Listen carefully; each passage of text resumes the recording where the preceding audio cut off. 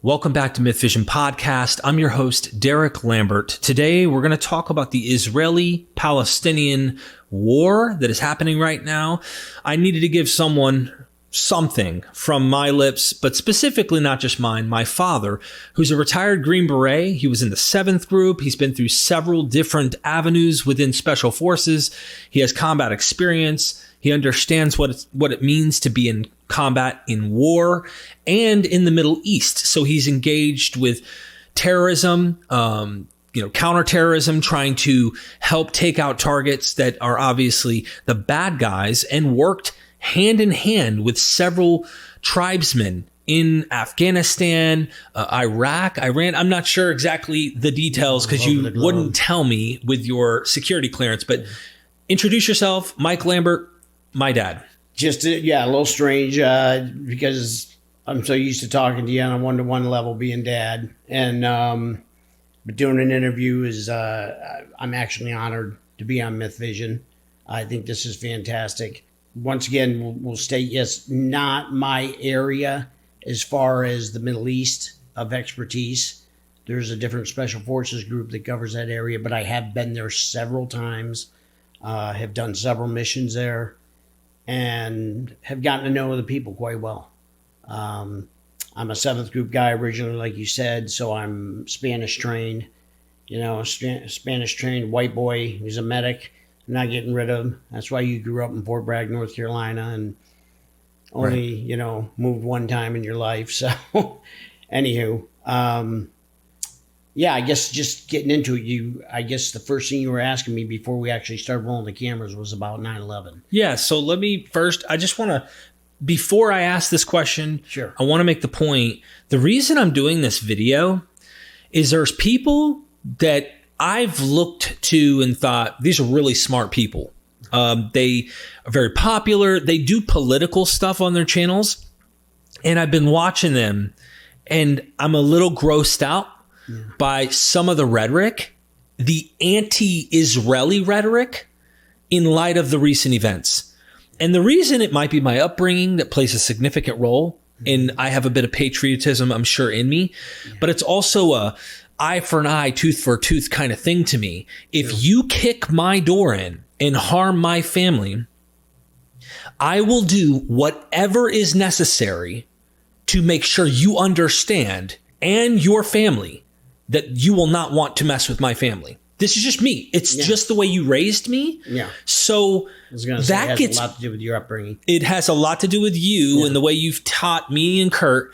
But I see people who are smart, who absolutely blindly surrender to the Palestinian side and Hamas and such, to the point where Hamas are the good guys, the freedom fighters who are saving their people from the oppression of the Israelis, et cetera, et cetera. And I just figure I want to have someone else's voice, like yours, to speak up. So, question. Sorry for the long thing, but this it's so controversial. Sure. And anyway, first question I have is, what are the key similarities and differences between the recent Hamas attack on Israel and the 9/11 attacks in the United States in terms of scale and impact? Go wherever you want to take you. Well, for starters, I would say this is Israel's 9/11. With the exception of going back to 1940s, where they were invaded by 6 different Muslim countries all at once, and it was game on, and the whole world is just right after World War II, so everybody was like, what is going on? 6-day war, they just cleaned house, and it just goes to show you what they're capable of doing. And I'm going to tell you right now, I've trained with their special forces. I've trained with them. I've trained with several different groups, and they are outstanding, and they're incredible. Yeah, it gets, as far as our 9/11, think of how our country actually stood together, and we got together and we realized, hey, we've been attacked. You can only imagine back to 1941 in Pearl Harbor, and people kind of lost interest or just had forgotten, but it's something we'll never forget. Well, here we are, 20 years later going, 22 years later, well, easy to forget. And in terms of scale, I heard the president of Israel speak. He said something to the effect of over 1,000 people, civilians, were attacked. They invaded us. Yes. It wasn't just, I shot a bomb and hoped it hit. Mortars were dropping when I was in Afghanistan in 2010. And we used to wonder whose huts targeted next because they were aimlessly shooting.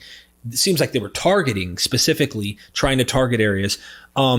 But they invaded, they killed over 1,000, and the Israeli president was getting a lot of press, media, people really trying to catch him, trying to get him. Right. And he's like, you do understand that our population scale, we're so much smaller than America.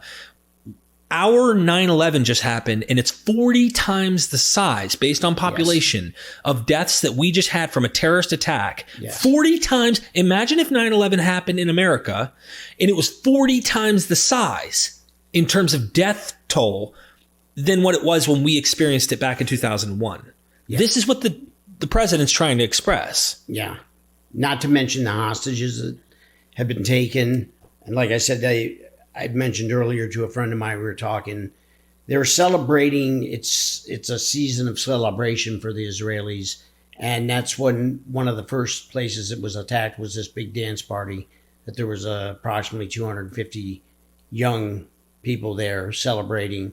And I guess it was about 6:30 in the morning or so. All of a sudden you look up and they're showing videos and there's like this young girl dancing and this guy dancing, and you look in the background and I thought, wow. I was like, here it comes. And they don't even know it. And what it was those hang gliders that were coming in.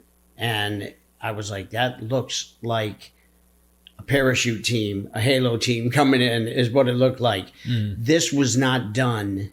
This was just not done on a whim. This was not done in a vacuum. This has been planned out. This has been planned out for many years. You look at a lot of the places that are backing them and where they're getting their munitions from. Why is it that, the Israelis have all this great land and they were given desert and swampland? And I guess we'll get into that question, but I'm just saying, this has been planned. And those rockets and everything came, from sources. I feel like as we get into this further, Dad, I as a human, I care about humans. Like, I'm a humanist. I don't want to see war. I wish this didn't happen. I wish the leaders would figure this out. Stop. I don't think that the negotiations will happen at this point, at least right now, until really something's changed because of the blood that has been shed on one side. Now they're going after Hamas. They want to eradicate this terrorist organization and really put an end to this from happening again. And I don't blame them personally. However, I figure I want to express this because I keep hearing people online who are saying, look at what's going on. They've cut the power out. They'll say this is like a Geneva Convention for the breaking international laws, cutting power out, food, etc.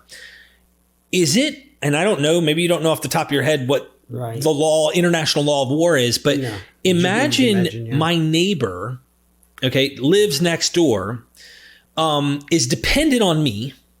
My house provides them electricity. Exactly. My house provides them food. My house provides them water. They come over, shoot my dog, shoot my kid, try to take my wife and me or whatever. And then the other neighbors go, why'd you turn off the power and stop providing them food? When their neighboring country, Egypt, is there. There's a border. They can provide them food in terms of war, especially if they side with Hamas, as it seems from what I've seen is there. The media is painting it and shifting this. Yes. To make Israel the absolute bad guys in the whole thing. Absolutely. And my answer to that is you just declared war on my country. You came at me. I didn't come at you. I didn't start this. Things were going fine. We were living peacefully side by side. And then out of nowhere, You come at me with this planned attack.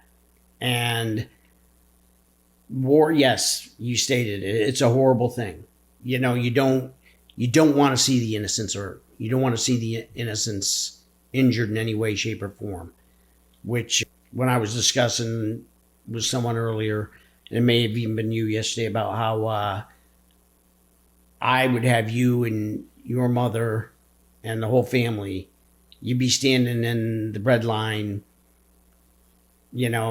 waiting to exit the country. You would be with a million other people. Sorry, this sucks, but you can't stay here because hell's coming. What was that movie? Just tell them we're coming, and hell's coming with us. Yeah. So the bottom line is, it's gonna get ugly quick. I think so. I have more questions here, but I just felt like expressing this. It's really weird how things happen online with some of these people that I'm thinking, you guys are all for progressive values. You want gay rights. You want people to have rights as trans people. You want to show, hey, we're growing beyond our older ways as humans. These terrorist Hamas would be the first to cut your head off. Yes. To throw you off of the roof, and many of these countries that back you. And here's the thing, Sharif Gaber, you don't know this person, ex-Muslim. He made a YouTube channel critiquing Islam while living in an Islamic country. He got captured. Sure. He ended up going to prison or getting extremely big trouble and was not allowed to leave the country. He just posted recently on Twitter saying, hopefully this is the last winter I have to spend in this country. He lives in Egypt. They will not let him leave the country.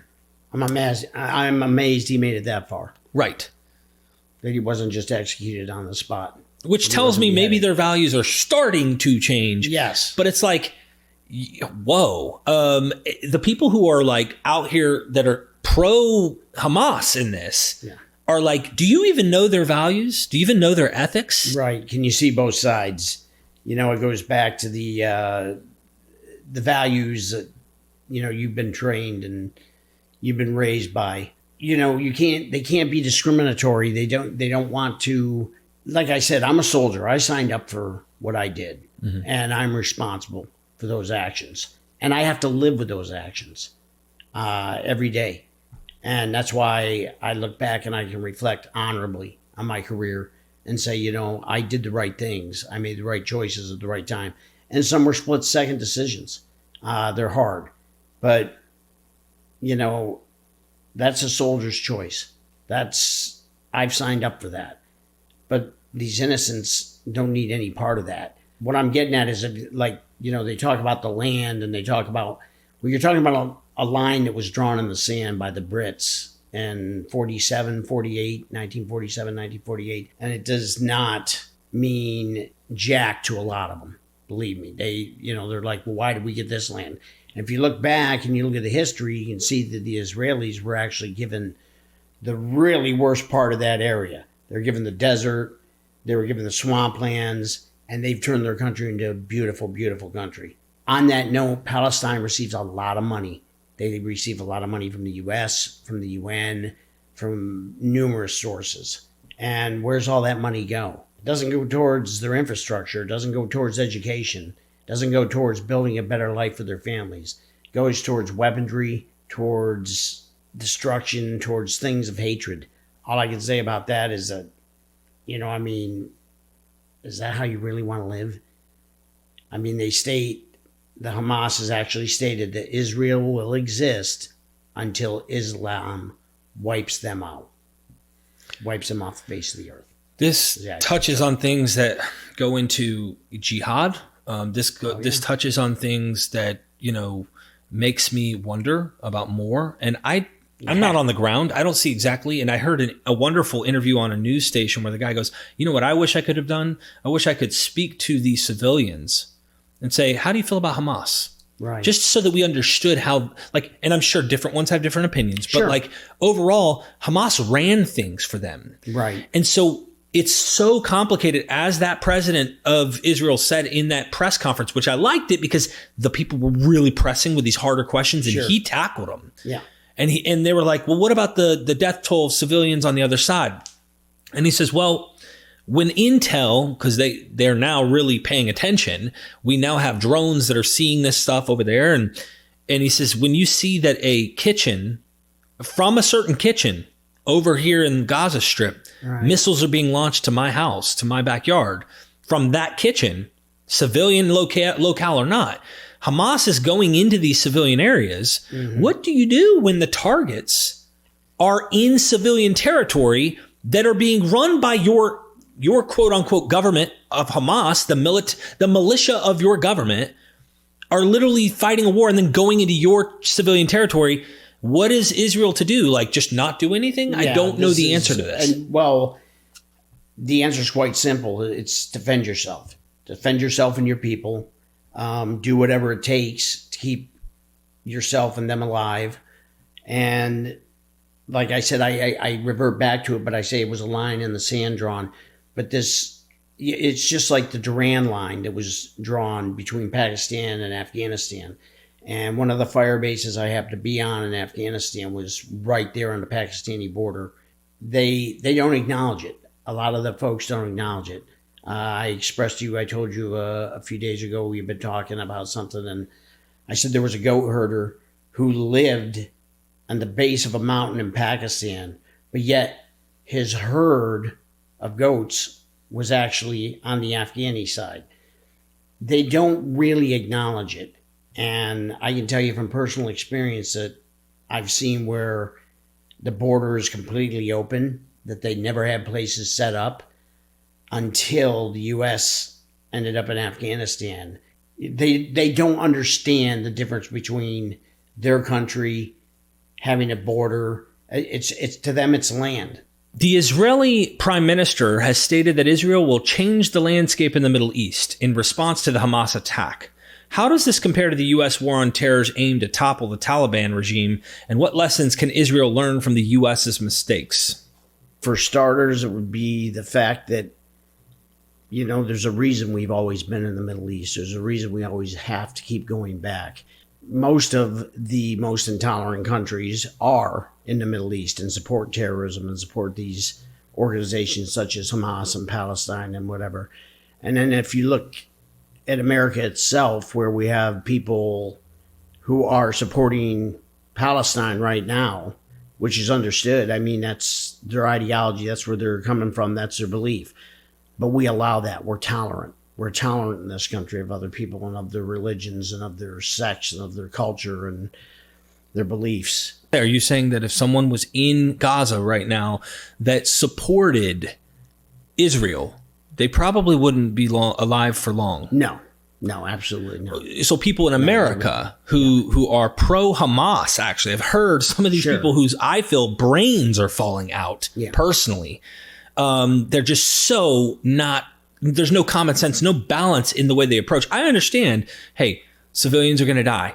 Right. That would make me, and it does make me go, oh my gosh, be very cautious how firm you are just going with one side. Part of my patriotism says, Israel, get them. Yeah. In terms of the Hamas terrorists. The other part of me goes, how many innocents are going to die because of this? This sucks. So I understand that, but there are people in America that are pro-Hamas that you are pretty much suggesting would probably end up being killed by terrorists like Hamas if they were over in the Middle East saying some of the things they truly believe. Yes, I'm not suggesting it. I am guaranteeing it.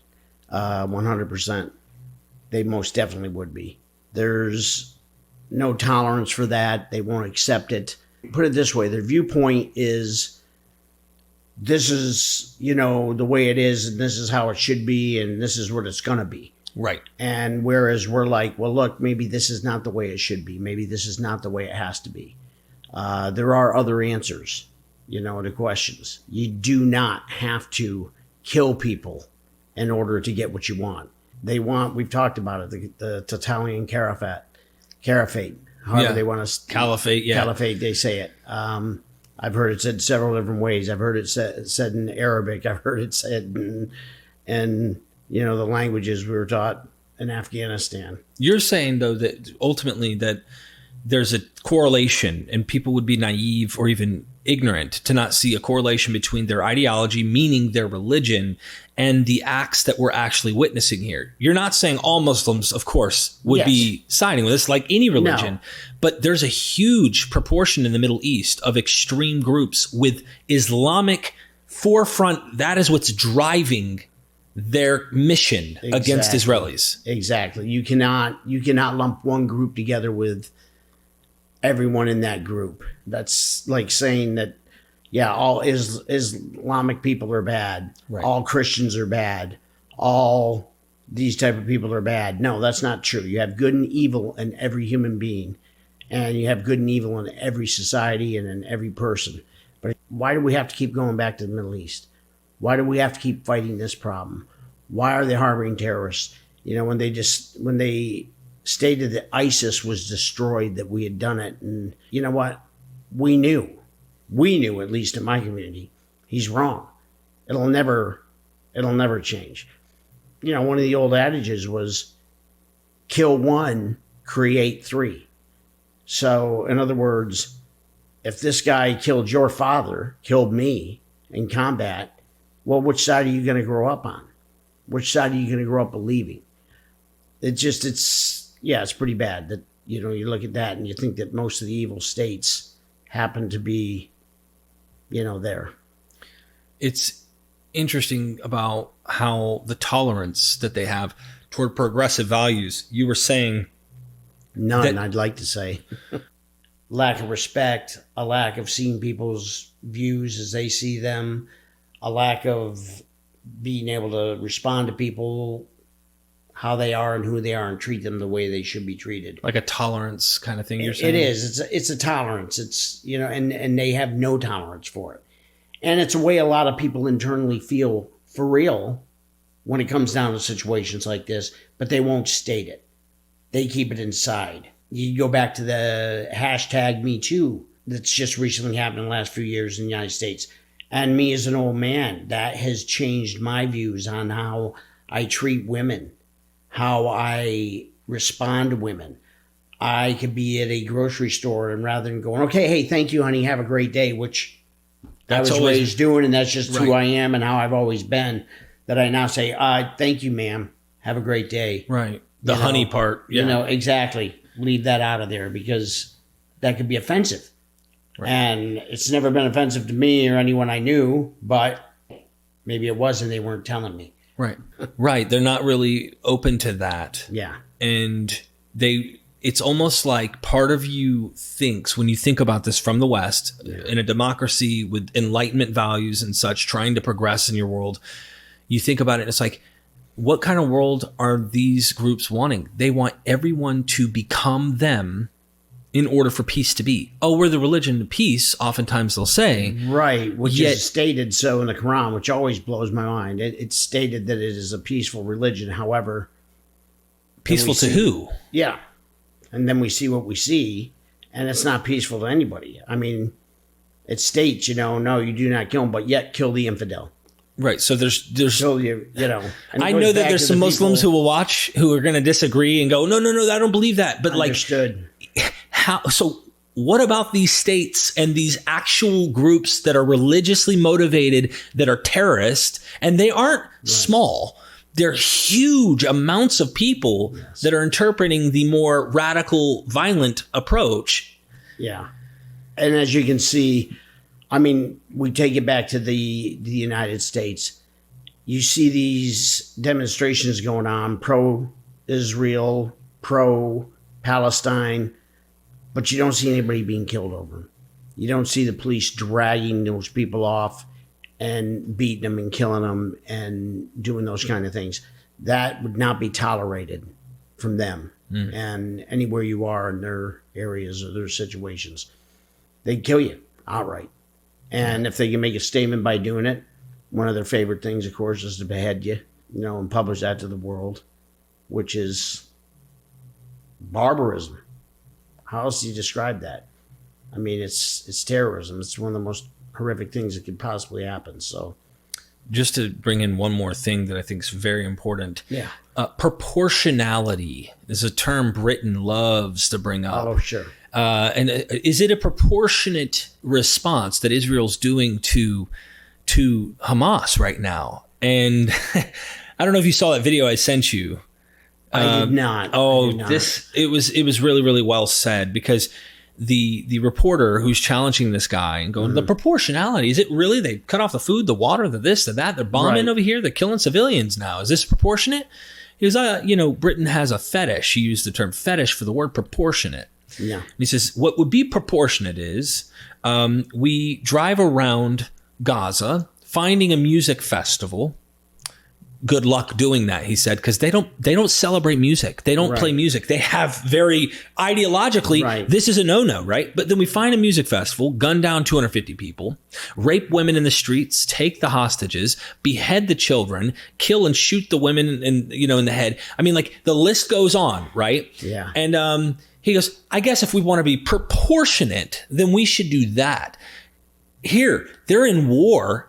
Nothing's completely proportionate. Exactly. And it's funny how when Israel gets involved in defending themselves from surrounding countries that have people who want them dead and gone, the proportionate topic comes up when they ass kick the other peoples who are trying to kill them. Yeah. So I don't want to be full blown, I just support everything Israel's doing, like I sound like a Zionist or something. No, not in any way. Right. I am for the democracy that is here. I am for, like, you just did this to us.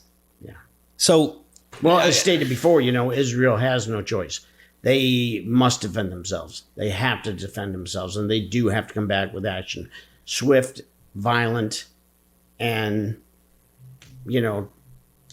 they have to do what they've got to do. Unfortunately, war is ugly. Yeah.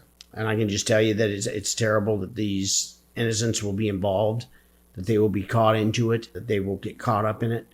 But like I told you before, you would be in the exit line. You'd be on that, 10 million people standing in line, which creates problems for other countries. One of the problems we created in Jordan and in Syria in 2011, 2012 was the refugee crisis. But I'd rather you be standing in a horrible refugee line and in a horrible refugee camp than being in the tunnels of Palestine right now with your brothers and sisters and your mom, because it's coming. I mean, there's no way around it. It's coming. So what do we do with the fact that they strike knowing Israel's going to strike back? They knew this. They strike, and then they go back into the bunkers with their loved ones. Right. They go back into they bring themselves as a target instead of trying to find a way to get their families to slowly start creeping for a celebration or something and head south so that they don't put their own in harm's way. They knew they would attack. Why would they do this? Which also makes me think that, of course, why would you bring your family back into this? Why would you keep your family there? I got you. It's wrong. You're telling me I have to leave. Well, an example here in the United States is earthquakes, forest fires. People have to evacuate their homes all the time. Do they want to? No. Do they want to lose their things? No. Do they want to lose all their stuff? No. But what's the most precious thing we can have? Our life. Our lives. Right. And if you want to keep your life, you get out of there. You get out of there right now. I also believe that that's one of the reasons you're seeing the timeline you're seeing, that it has not struck yet. One would probably be, and again, I don't want to go into too much operational security, but pinpointing hostages, where they're at, what kind of negotiations are going on to retrieve them, and also to give these people a chance to let the innocents get out and get them out of there, as they should. Hopefully they're not, the bad actors are not delaying that process from happening and not allowing people to leave. I've heard through the grapevine. Yeah, I've heard through the grapevine Hamas is trying to encourage their people to stay where they're at. Wow. Yeah. Again, the value of life and your values. It's almost like, no, remember what we said. It reminds me of the Jim Jones cult, where drink the Kool-Aid. No, give to the children first. Let them die first. It's like, are you kidding me? Yeah. You would rather see your loved ones die with you than than to try and get them in a safe place and to try and like make sure that it's man to man, like you said, war, us versus you, not our children, wives, and whatnot. So anyway, values are totally different. I agree. I absolutely agree. And there's no stopping it. There's going to be no stopping this. So unfortunately, that's where we're at in the world. Wish it could be different. I think everyone does. I think even people protesting on both sides wish it could be different. I do too. But it's just, I don't want to seem like, I'm just here to justify Israeli doing this, but I am. Yeah. I am trying to justify what were they supposed to do. And it's not like I go, good, I'm glad that people are now going to die. Never. Exactly. I wish that didn't happen. You can't change what has already occurred. No, and I know what we would do as America. I know what we would do. Again, we talk about the percenters, it could be less than 5% that could be the bad actors. Well, the other 95% need to get a hightail on and get moving. Get your asses out of there. And I know you don't want to leave. And like I said before in the interview when we talked about, if New York City had attacked upstate New York, what would you do? Well, it doesn't mean that it's not going to be there in 5 years when you return. Doesn't mean your home won't still be standing. Doesn't mean your stuff will still be there. I mean, it may not be. War is hell. Very, very true statement. And it is. But at the same time, hey, get out of there for now. Get to a safe place. Get to a safe location. And then, at some point in time, you'll be able to possibly return to your home and to your loved ones. Well, it's the willingness to adopt and adapt and things like that. And look, I've made my channel all about trying to get people from all these different beliefs to progress and reinterpret for them less harmful. If jihad can be interpreted as warfare, self-sacrifice in a combat situation where you'll get immediate access to heaven.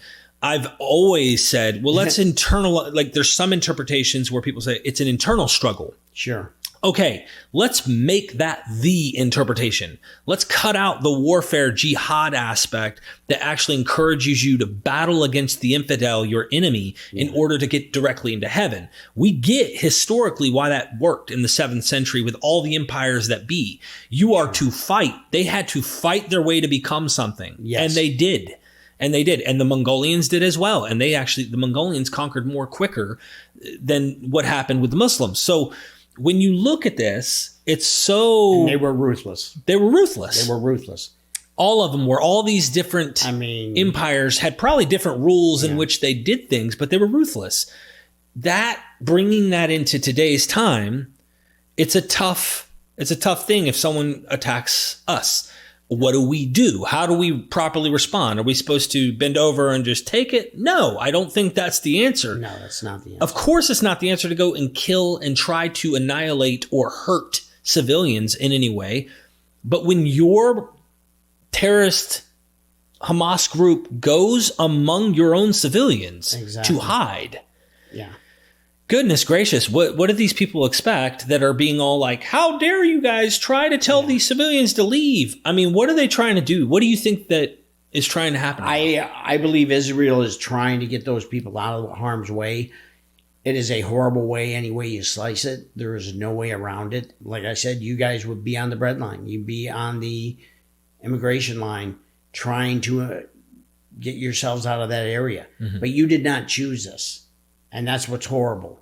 Mama did not choose this. She did not choose this for herself and her 3 young ones. Grandma and Grandpa didn't choose this. All right? Wherever this ideology that you have came from and you've decided to do this, you've now put us in harm's way because we are part of you. Mm-hmm. You cannot allow what's happened to go unresponded. It just cannot happen. It was well planned out. There's no doubt about it. Well planned out. Numerous, so much so that it overwhelmed what they call the dome in Israel, that there were so many rocks that it actually overwhelmed the dome that they could not shoot down the missiles they needed to shut down. And it killed a lot of innocent folks. And no one's asked for this. Right. I mean, where's this coming from? Right. Because a book stated this? because one man, one woman, one person wrote this in a book thousands of years ago and stated, this is how things should be. This is how it's supposed to be. I mean, I can't imagine that religion doesn't play some role. The cultural background behind certain ideologies. There are variations. Not all Christians are the same. Exactly. Not all Jews are the same. Not all Muslims are the same. We've said this 1,000 times. But when you see, if you do a terrorist organization or it's the same thing as like, can we state a fact even if it sounds offensive? I think it should be. When you list off the terrorist organizations, you're going to find that most of them are predominantly extremist Muslims. Yes. That have this ideology of Islam that needs to be squashed or changed where that ideology doesn't continue. This is the worry I have, is that ideology keeps spreading. So there's some people online. What do you say to this? Someone like Hassanabi or a guy named Vosh, they're like always out there, very liberal in their politics and whatnot. But they'll say stuff like, because I'm very liberal too in many ways, but I see how far it blows my mind to hear them say this stuff. Well, what they're doing is they're telling them to evacuate so that all the people can come out. Then they could just genocide all of, this is what they're saying. The Israelis just want to genocide all of these people in Gaza. So that's why they have them do this evacuation order in order to just kill everybody. Like, all right, now we see you. That's how they paint it. Well, one, nobody knows what's going on as far as that's concerned. Okay. Nobody knows the plans. Unlike America, they don't announce what they're going to do, how they're going to respond to this. Right. Yes, we would like it to be soldier on soldier. Wouldn't you? I don't want to see poor innocents killed, just because so-and-so decided to start a war. And you may have one out of every 20 men who decided that this is what we're going to do. I don't know. I don't know enough about the area. I'm not an expert on it. I have friends that do know quite a bit, a lot more than I do, especially about that area of operations. No, you do not want those people involved. So what is the best thing for them to do? It's a bad situation, but to make it the least horrific situation is to get those people who do not want to be a part of it out of there. Listen, we're not saying you can't come back. We're not saying that, none of that New York isn't going to be here in 5 years and that you won't be able to return. Does it suck? Yes. Do you want to leave? No. I got it. But guess what? Someone made that decision for you, and it is no longer in your hands. That decision is no longer in your hands, and it's coming. And the best thing to do is to get you out of here and get you safe, to the safest location we possibly can. That's the way I see it.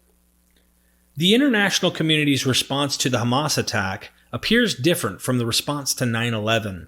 What are the implications of this discrepancy, and how might it affect Israel's actions moving forward? So, as far as the international reaction to it, everyone's reactions are going to be different. But imagine this. I think maybe here's part of the issue. We as the United States live within a border. We live within our own area. Can you imagine New York City attacking upstate New York? So now how do you respond to that? And who's going to choose what side? And how are we going to deal with that kind of craziness? Who's the innocents? Who are the combatants? Who do we go after? Who do we not go after? How do we go after them? Oh, and by the way, you decide to take, however many people from our area as hostages. Once again, as a soldier, as a warrior, as a man of honor, I'd like to say, how do we try to stop them from doing this, being cowards, hiding behind human shields? Okay, I have a friend that was killed in 2005, 4. And he was killed because there was basically the bad situation was the little girl was being used as a shield. And when a couple of the guys thought they should frag the room, in other words, throw a fragmentation grenade into the room and just clear the room, he said no. And God bless him and God rest his soul, but Pedro Munoz, he went in, he assaulted it himself, he took the guy out, he saved the little girl's life, but it cost him his. So, I mean, it's the decisions you make, Just so I'm understanding you clearly and the audience is getting this. In American warrior combat in the war situation, we're not using civilians as shields. We're not hiding behind civilians, which, look, we haven't had a home front, war since the Civil War, technically, right? Sure. Like amongst our own people. Yes. Here we are. But as far as going over into some other region or another war zone, we're not grabbing their families and putting guns to their families' heads to try and get them. But you're saying from your experience, you've seen this in the Middle East where they're using their own civilians and their own wife, children, mother, grandparents, whoever, as targets, putting guns to their heads to get the American soldiers to stop. Yeah, exactly. I mean, it's sad, but you think about it and you know that, it goes back to the basics. It's right and wrong. How do you become experts in anything? You become a master of the basics. And that's what you do. To hide yourself behind another human being, I mean, not another soldier, not another fighter, that's just cowardice. And we don't play by those rules. And we do have rules we have to go by. And we follow those rules to a T. And if we don't, we're punished for them. Mm-hmm. Okay, or we punish our men. And as it should be. Not give them named gymnasiums and named streets after them after they do some horrific act. Yeah, exactly. I mean, you don't hide behind children. You don't threaten to kill a child because, you and I have a spat. You and I are fighting. So you don't go, well, then I'm going to kill your kid. Where's that come from? I mean, it's straight up cowardice. I mean, it's just, I don't know how to react other than that. It's so upsetting, It's just so upsetting. What strategies could Israel employ to limit the territorial and individual scope of its military operations in response to the current conflict with Hamas? Again, let me reread that. What strategies could Israel employ to limit the territorial and individual scope of its military operations in response to the current conflict with Hamas, especially considering that Hamas operatives are scattered across different countries? Exactly. Right now, I would say they need to focus on the Hamas militants that are right there in their own backyard in Palestine, which I understand is very difficult to do because they have like a tunnel system. The only kind of reference I have to it is the tunnel system. They claim that, they have under the ground between the South and, getting drugs into this country, how we run. And I have no idea how they're doing that, how you actually go in. It's going to be ugly any way you look at it. It's going to be brutal and it's going to be bloody. And that's why I said the first thing to do is to get the innocents out of there. So when people criticize, President Benjamin Netanyahu for telling these Palestinian people, you need to leave, he means it because he's saying, look, it's coming. We're coming in. And it is very difficult, even with extreme training. And I think a lot of the extreme training that your own old man went through and the units I was with, that we have to do to get into a room to shoot people. Now we're talking a dark tunnel. You're talking about going down in there. I'm talking about I'm coming after Derek Lambert. I'm coming after you. Right. I'm not coming after the other ones. But they could be using them as shields. How do I, discertain the fact that I mean, you never know. Did I say that right? How do I decide who is who? How can I get to you without getting the innocent in the way? And that is why he wants to get them out of there. Okay, so this is going to get real raw here. Right. But this is necessary to explain.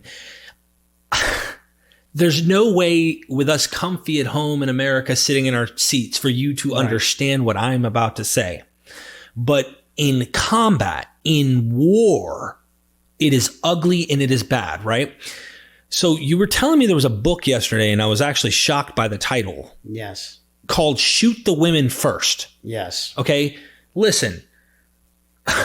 I heard this and I was like, what? Why would they title it this? Yeah.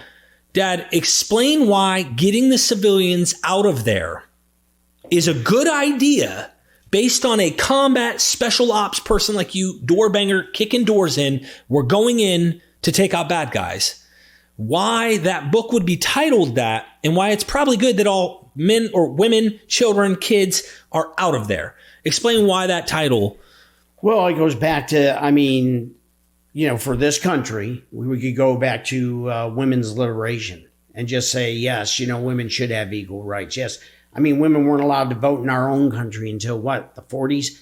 Ridiculous. This is just some of the things. The progression we've made is fantastic since I've been alive myself, without giving away my age. But, I'm an old man.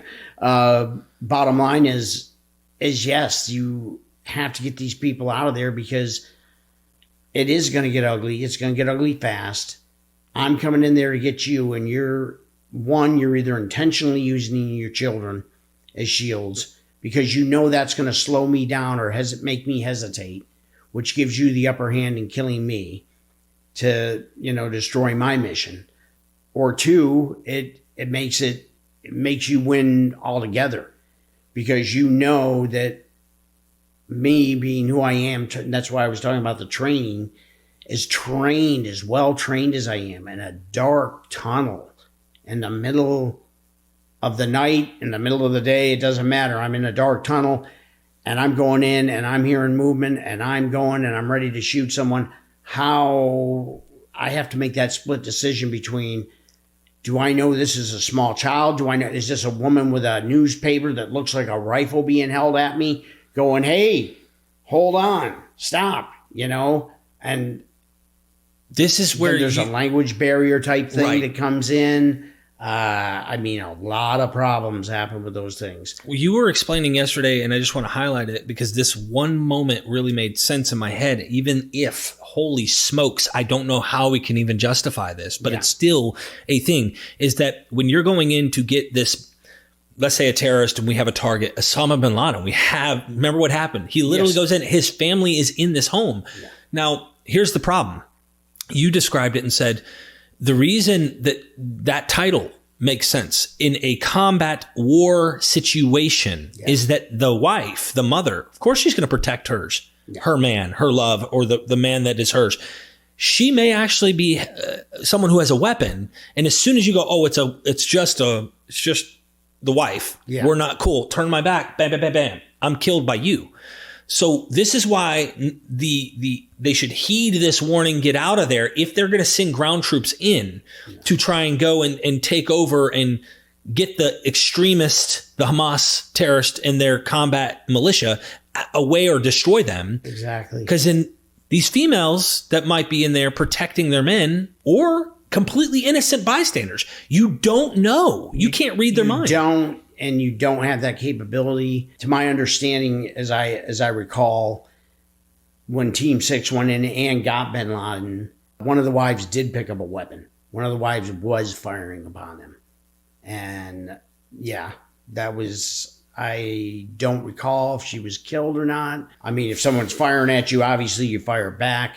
But she may have just been extremely injured, but I'm not sure. But I believe one of the women in the bedroom was killed. She was a combatant. You do not know. Luckily for me, before I even entered the military the first time as a young man, I had a friend, an older friend of my father's who was a police officer. And he told me a story, and it was a story that had just stuck with me. And it just never left me. And I was like, that's just nuts. Well, he was called to a domestic complaint. He went in. It was a fight between a husband and a wife. And he goes over and he looks at the wife, and she's got the hell beat out of her. She's bleeding. She's black and blue already. She's destroyed. And he said, ma'am, I'm going to take him to jail. Do you agree that is what should happen? And she said, oh, absolutely, 100%. He said, yes, sir. He read the man his Miranda rights, turns him around, cuffs him, says, as I'm walking out the front door, I hear this cha-chink. Like a shotgun. And I also feel it. The wife had jumped on his back with a butcher knife and stabbed him in the body armor. Luckily, he was wearing body armor. Back then, Lord knows what level of protection he had, but it was enough to stop the knife. Right. But she jumped on his back and stabbed him because he was arresting her husband. Same situation. I don't know what's going through that woman's mind. Is she the one with her hand on the detonator? Or is it you? I don't know. Right. I don't know. And I meant to look up the name of the guy who did write that book, and it was written years ago in the 80s, but it was considered a very highly good read. Yeah. That's a crazy title. Shoot the women first. I wanted to... It catches your attention, right? Yeah, that's exactly why I brought it up. Of course, I wish none of this was happening, Dad. No. I wish none of us wish this is happening. But it's like when you're navigating something so controversial and difficult and you hear people just blindly, completely swaying to the side, even if there have been issues between both peoples. Sure. Yes. Like, it just blew my mind to hear some of these things come out. Like, they just want to genocide and annihilate, and they just this, that. And it's like, whoa. Okay, so how should Israel... Well, real quick on that, let me just say this. That's another thing. The Palestinians, they've never accepted any of the offers that have been given them. If you read their paper... Israelis, the Jewish people have been kicked out of, it's like the old joke from Blazing Saddles, or one of the movies. We've been kicked out of every decent country in America, or, in every decent country in the world. Right. It was Stripes, actually, Bill Murray. Okay. We've been kicked out of every decent country in the world. Well, he's right. They have been persecuted, and they've been kicked out of every country in the world. I mean, the Nazis exterminated, a third of the Jewish population themselves just during the World War II period. A short period of time when you look at it overall, to say we just exterminated a third of a population. And that amount of time, that's just crazy. But no, they've been offered deals time and time again. I don't know what they are. I don't want to get into the details and say, well, I know they were offered like a two-state solution, stuff and like that. I said before, and they've been offered, and they have money from multiple sources, but they use it towards hatred. They use it towards building more weapons. They use it, not towards education of their children, not towards bettering, their environment, bettering their living situation.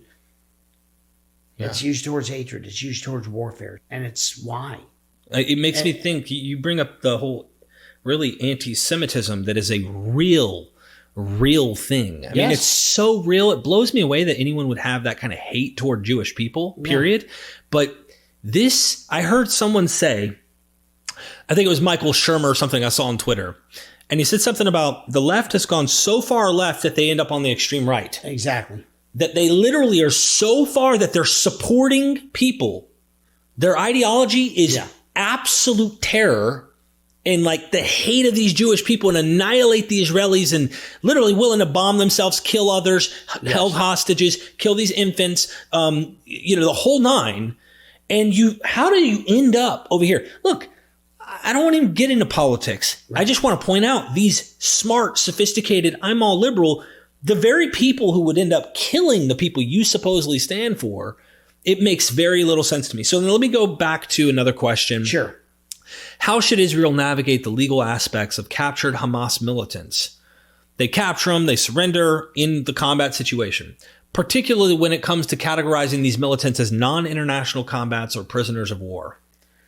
Well, for us, again, we go back to, the Geneva Conventions and the laws of land warfare, the rules of land warfare. We had specific ways to deal with POWs, and it wasn't the crap that you see, and it does happen. We have bad actors, just like they'll say about police officers. Yeah. Well, quite honestly, less than 1% of cops, end up being bad folks.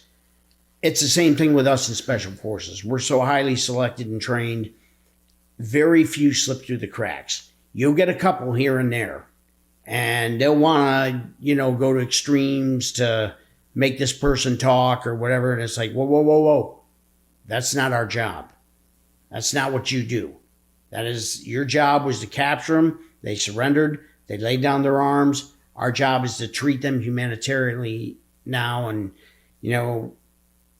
not with loving kindness, not wrap my arms around you and love you and, hey, now I'm here to give you a big bear hug. But no, but I'm not going to also, at the same time, I'm not going to treat you, in any way, shape, or form that is going to injure you, that's going to hurt you. But you are a POW. You're a prisoner of war.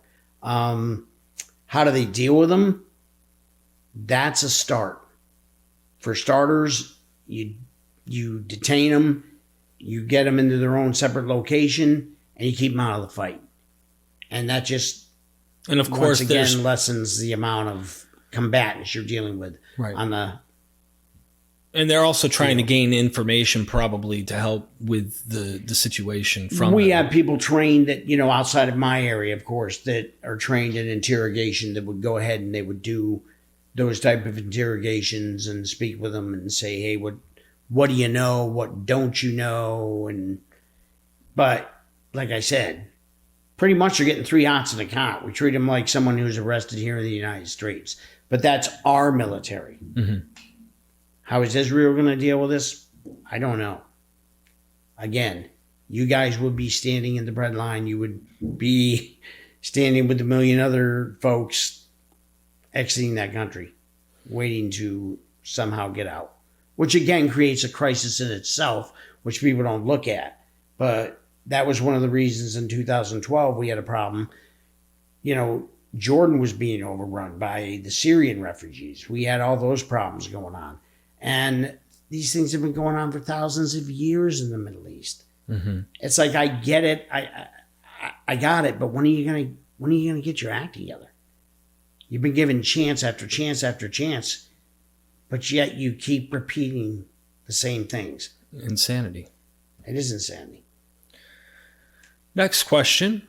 The characterization of the Israel-Hamas conflict as international or non-international has legal and humanitarian implications. What should Israel consider when deciding how to categorize the conflict, and how might it impact the treatment of captured individuals? Well, I wouldn't say I wouldn't consider them international.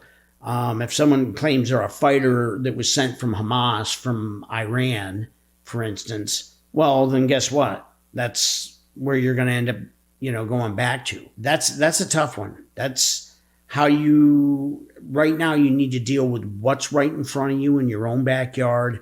How are you going to handle this situation? Get these combatants, get them off the battlefield, either by killing them or by, POW, by confiscating them, but remove them from the battlefield and get these things moving on. The other difficult problem I have here is that I heard, and I don't know the number, but it might be 17 Americans are being held hostage in Gaza right now. So this is another international thing where Israel is our ally. And then not only are they our ally, but we also have hostages that are American citizens in Gaza in light of this situation. So we kind of have their back, but we also have to have our back of our own citizens. Yes. What do you think we as Americans should do as a retired Green Beret in Special Forces, etc.? Yeah, this was something you and I had discussed earlier at one point in time, off camera. What would we do today if Mexico attacked the United States? Okay, like a really well organized militia came into New Mexico or Arizona or Texas and came across that border and killed all these innocent people. And then they took a bunch of people as prisoners. You have a ton of dual citizenship. That's just the way it is. You have a lot of Mexican Americans. And what are you going to do? I mean, they are still considered American citizens. So, yes, it is our responsibility, at least in my opinion as a soldier, to rescue those American citizens.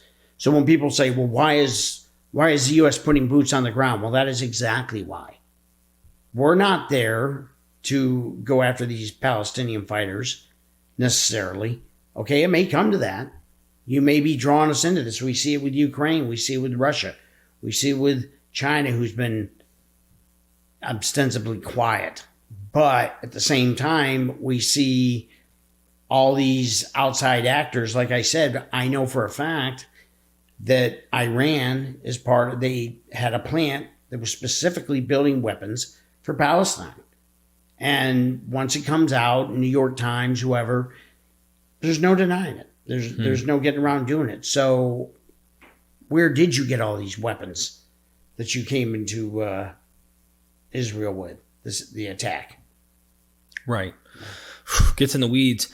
How might Israel's experience in combating terrorism and insurgency, both domestically and internationally, inform its response to the Hamas attack? Are there specific tactics or strategies from your experience that could be relevant in this context? That gets into a little bit of OPSEC, we call it, or operational security, whereas some of the ways I would do business, some of the ways I would have my team doing business, I prefer not to discuss. But that is one of those things that they're going to decide on their own. That's, Israel's going to decide whether this is how we're going to go in here. This, we've located this area, or we've located these hostages. This is who's going to get them. I mean, those are decisions that are, way up here. Can I make them? Sure. I can make them in a split second. Would it be the right call? Hopefully. Right. I want to say, 99% of the time, 99 plus % of the time, I made the right decisions in a split second. But it was only because of the training I had. Right. Well, in light of, this is outside of the special ops, you're in the combat zone. But the next question I have is the international community's response. So the world is watching, right? Sure. The response to the situation in Gaza appears to be mixed, right? We talked about there's people who are like, whoa, poor Palestinians. Sure. And rightly so. Right. Because it's a screwed up situation. These are humans. It's a humanitarian issue. My grandmother's there. She's not. No, you're making a point. I'm saying, But then there's also people who realize, like, you do not do and not think that they're not going to come. Like, who in their right mind thinks that this is justified, or that it somehow just needs to be squashed and it's nothing to respond to? Right. So it's a mixed situation. How should Israel navigate this diplomatic landscape in light of the world watching and seeing whether this is right or wrong, to garner support for its actions and objectives?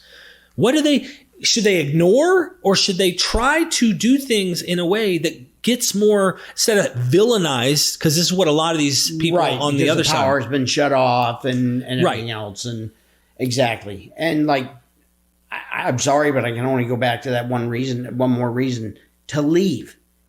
Get the people who are not bad actors, who do not want to be combatants, who do not want to be killed, who do not want to be in harm's way. Does it suck? Yeah, it sucks. It sucks a lot. I don't want to leave my house today. But guess what? I was just told my neighborhood's about to be attacked. Right. Okay? I'm grabbing my family. I'm going. I'm getting out of there. In light of that, you make an interesting point, because the next question, and I want to bring this back to the point of what's happening over in Gaza right now. Sure. In the context of current conflict with Hamas, what role might intelligence gathering and sharing play? And how could your experience in special operations inform these efforts? I want to paint that question, like, how does your experience inform this? But we all have seen, they cut off gas, they cut off power, sure, they cut off food, they cut off electricity. Yeah. To me, I scratch my head wondering, why are they dependent on that when they're bordering, they literally are neighbors with Egypt. Why'd you do it to begin with, right? Right. Why is this? But then also, you got to imagine, what if their plan, what if the whole point of cutting off this was to get civilians to go, this isn't going to be livable. Let's get out of here. Let's escape now. And now they're giving them the steps to help them get out of there. Right. Because of this. I feel like the way that the people who villainized the Israelis right now are painting the narrative in such a negative light. What if it was their special ops and the higher people who thought, because we don't know that these private conversations, first step in getting them out of here and away from our borders, from bombing us, is to shut off any reasons and resources for them to want to be next to us. Sure. Now, if they were dependent on Egypt, instead of completely relying on Israelis whom they want to bite the hand that supposedly is feeding them, right, which is absurd to me. I don't know the in and outs. Maybe I'm ignorant on this and I don't see exactly the dynamics. But well, number one, what is terrorism?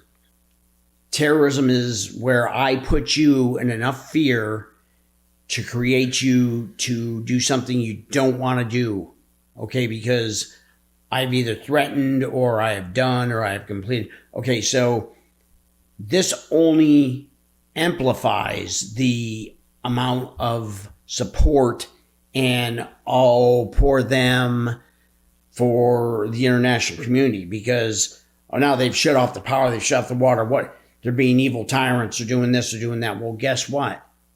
We have to.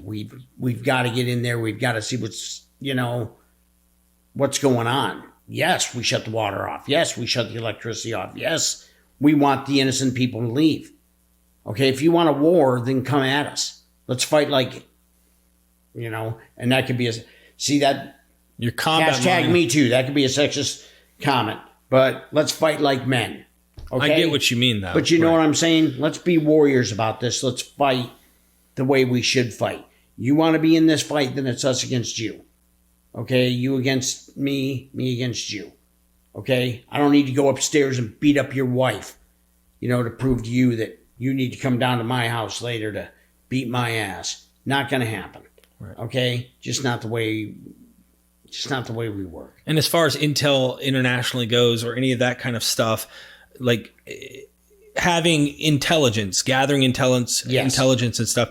Do you think it would help Israel in terms of the whole, what we were talking about with the world is watching, to say, all right, these are why we did these actions, but we could not say at the time. And this is why we're at where we're at right now. Absolutely. Do you think that it's a smart move in combat situation though, to say that so far, or should they wait till dust really settles before they give any intel because people are watching? No, they need to wait because here's why. This is why I've always loved Israel. Israel kicks your ass and tells you about it later. Okay? Unlike us, who puts it out there and all that does is put your troops in danger, puts our missions in jeopardy, it makes it harder on me as a special operator. Okay? Oh, well, hey, we got special forces going in over here. Like I said with Israel, we're kicking your ass and we'll talk about it later. And I love that about them because that is how we try to work in special forces, because you do not want to give away your plans to your enemies. And America is one of the worst ones about doing it. Okay. You got the president of the United States on, whichever president, name one, since I've, been serving since Reagan.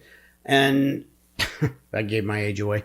But, the bottom line is they put it out there and they tell them, oh, yeah, well, we'll be deploying these guys, or this ship's going this place now.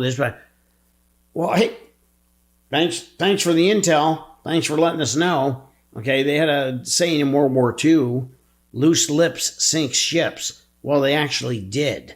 Okay, because what they did is they told them where these ships were going, and we didn't have the, obviously, communications we have today, but the intel got out, and what they do? They sent submarines to sink our ships. Okay, now we have, 500 dead sailors, a ship that doesn't work. So that's where that old saying comes from, loose lips sink ships. So no, do not discuss your missions. Do not discuss what you're doing. Will it help them internationally as far as letting them know why they're doing what they're doing? Sure, there'll be PR people on the ground, letting them know that there's certain reasons they're doing certain things. But at the same time, don't put me in danger. Don't put my life in danger and my team's life in danger because, you felt compelled to put this out to the world because the world's screaming, we want to know, we want this. Well, yeah, everybody wants to know. Well, guess what? Sometimes you don't know.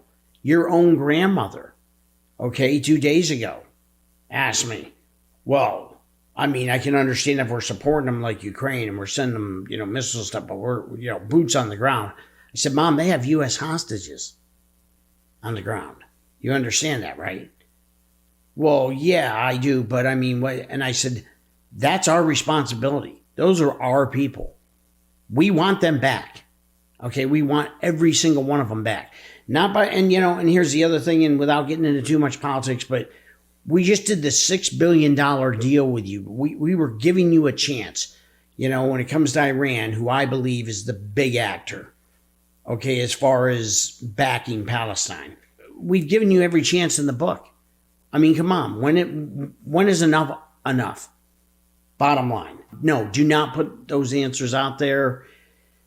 Explain as best as you can as to why we're doing what we're doing. If I was Israel and President Netanyahu, I would absolutely discuss to a degree why I'm doing what I'm doing and trying to get the innocents out of harm's way. But other than that, no, do not discuss operational contingencies and this, that, and the other thing, because all that does is put my life in danger and makes missions fail. That's what it does. Makes missions fail. So I guess I want to wrap things up by saying it sucks. Both ways suck. I hate that people have to die, that people are dying. Yeah. I hate what happened. Yeah, why'd they have to do it? Right. And so, of course, there's an extreme ideology when you look behind Hamas. Yes. They've been known as a terrorist organization for a long time, and they've been running the show here in Gaza with the Palestinians. So it's like, I didn't want this interview to be a justification for like human lives being at loss. Right. But when I see enough people, the only reason I even did this, Dad, and called you down here was that I was going to remain silent and not even, let the world kind of like let things happen, because they're going to happen whether I say something or not. But when I saw people who stood for values that I stand for, not realize that those values do not stand in the places that they are wanting to support. But you can go to Israel, be gay, same sex. Yep. You can be trans. You can go to these places. It is a democracy. You have rights. You can be these things. You can be same sex relationship, the whole nine. Like I repeat that to point out to my. It's called freedom. Yeah. It's called freedom. Yeah. Much more than what you would imagine going into these areas where it is far more backwards in those ethical ways. And I've heard this from many ex-Muslims. And I don't think enough people who are liberal skeptics like me, who don't think this stuff is true, pay attention to the ex-Muslims who come out of this particular religion and describe the hate to Jews, describe the extremism that comes out of it and the teachings that they've discovered, which made them go, this is horrible. Right. And they're not paying attention to that. And then they want to act like their values are lining up with people who are acting in the very value that they do not agree with. Yeah. It just shocks me. And I felt like balance needs to be brought in, especially with all the anti-Semitism and stuff that does exist in the world. I just felt like we needed to bring a little more balance to saying, is Israel completely right in every action they're probably doing? Maybe not. I can't see everything, but I can't judge and act like when you've done what you've done and they now commit war going after you. You see my catch-22? And it's quite easy to criticize me. It's quite easy to criticize anyone. Very easy for me to point the finger at you and go, well, you're wrong because of this. You're wrong because of that. You're wrong. Now, wait a minute. Why is that? Because you see it that way? Or is it because the 1,000 people that are your friends see it that way? Or is right and is wrong? I mean, which is it? The other thing is you stated that something I will point out is they are not, all these organizations, that get mentioned, Taliban, Al-Qaeda, ISIS, they are not government organizations. They're religious organizations. So when you point out ideology, put that in there as food for thought, okay? Because they are not government organizations. They're religious organizations. So, born and raised Catholic. Does that mean I should force that upon you? Did I, as you grew up? Never. I did not. Why? I was blessed enough to meet your mother, who told me no. She thought you were wrong. Yeah, of course. And you didn't force it on her. She didn't force it on you. But I did get to make my own mind up. And the interesting thing is I'm not. I might be an apostate to the religion, but like my family loves me either way. They love me no matter what. There is no. I'm not condemned. I don't. No. I don't get. No one whispers behind your back. Did you know Derek doesn't go to church? Did you know? They already know that. I mean, really? I mean, come on. No, right. And I think if there's ever been hiccups, it's like minuscule discussions any family member would have. Like they argue over something. Kurt thinks UFOs are behind this and that. And I'm like, dude, are you kidding me? He probably gets more crap than I do. But the point is like that we want to see a world where these ideas and freedoms are there. And as one of the presidents said, I don't know who all the presidents are, but one of them wasn't Ben Nahu or whatever his name is. Netanyahu. I always butcher that. Yeah. It was another guy who got the press and he dealt with their questions.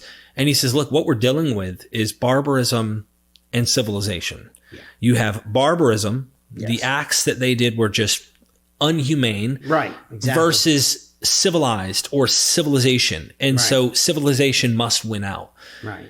This little land is like a little piece of America here in the Middle East. Right. And, our values in many ways line up. I'm not a Zionist. I don't think that God really gave the land. Right. Right. And I do wish that people. He did. He gave him a pretty shitty spot, but hey, that's on them. That's my yeah. I mean, but at the end of the day, give you the desert and the swamp here. You guys can have this crap. Right. It's nobody just else wants it. Well, they turned it into something quite did. Interesting. And I want to make one more comment. My friend Neil from Gnostic Informant said to me last year when we were over there. We went. Saw some sites, really cool.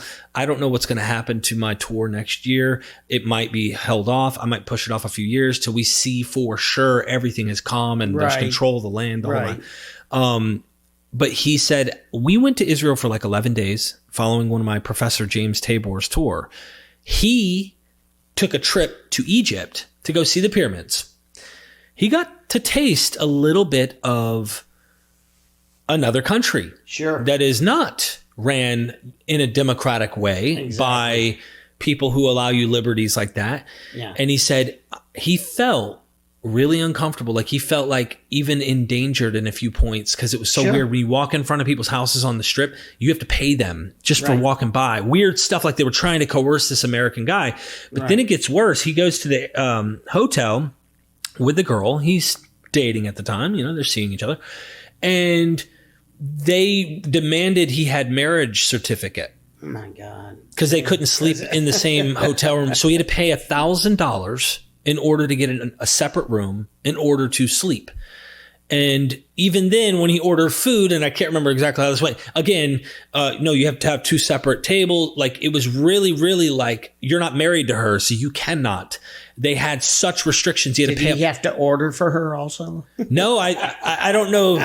I doubt it, but you wouldn't be shocked. Oh, my Lord. But he felt... No, I wouldn't be shocked. He felt the difference. Actually been there. Huge difference in the regions and how people were in those places. I didn't feel threatened at all. I mean, the closest you get to feeling nagged is when you're actually... You were in Israel, not Egypt. Right. When you're in Israel, though, the closest you get to getting nagged is when you're literally walking down the little strip that they have where they're selling stuff. Right. And they're trying to barter with you. Sure. It's, and it's fun. They're salespeople. But you don't feel... There's no coercion, I don't feel. Yeah. So, anyway... Unlike our car, they just don't come out on the streets and go, hey, Chevy's for sale today. Hey. Right. I just figure I'd voice that. I don't hear enough balance. Don't take that extreme approach, which might lead toward more anti-Semitism in the world and create more problems towards Jewish people. Instead, don't say shit like that. Exactly. That's my thoughts. If you can disagree with the actions, but it's so one-sided right now. And what would we do? It is one big mess. That is what it is. It's one big mess. And Israel's got to respond.